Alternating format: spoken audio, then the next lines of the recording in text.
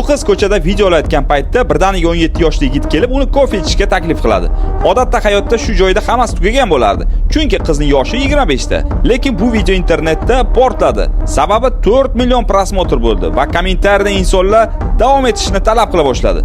Natijada pont sifatida boshlangan bu prank shunchaki uzoqqa bordiki, ular uchrashishni boshlab yuborishdi.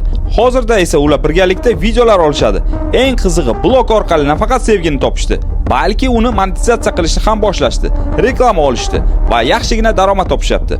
Men content maker sifatida shuni aytamanki, hatto live blogging kontentda ham, ya'ni oddiy trendlar yoki har xil voqealarni videoga olishda ham asosiy kuch bu sifatli kontent va sifatli g'oya qilishda.